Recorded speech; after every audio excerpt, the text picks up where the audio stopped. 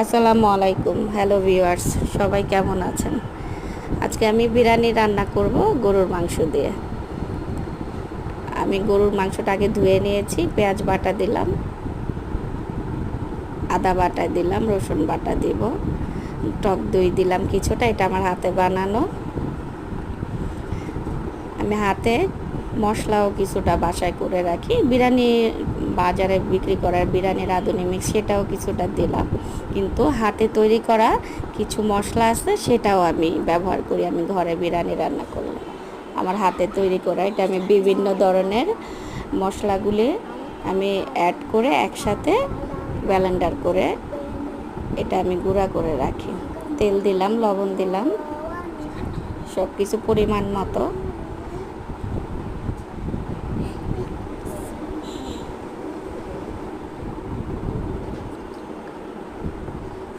এগুলো এখন আমি হাত দিয়ে ভালো করে মাখিয়ে নিব।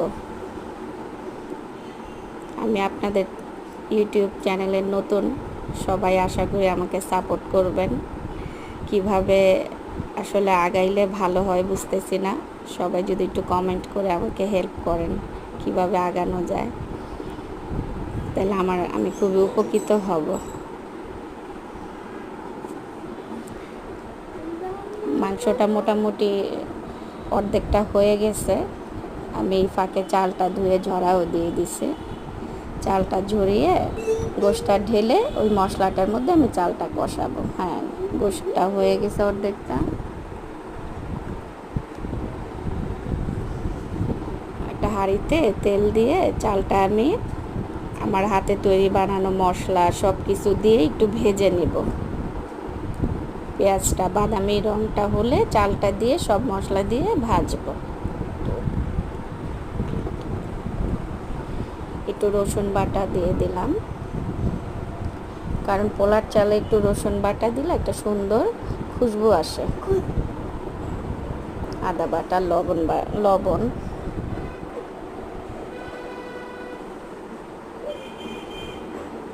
আসলে ভিউয়ার্স, আমি নতুন তো, ভুল ত্রুটি হলে সবাই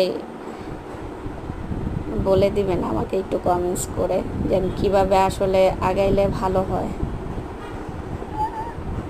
চালটা ভালো করে একটু ভেজে নেব, তারপরে গোশটা যেটা আলাদা একটা রান্না করা ছিল গরুর গোস্তটা, সেটা আমি চালের সাথে মিক্স করে পানি দিয়ে ঢেকে দেব।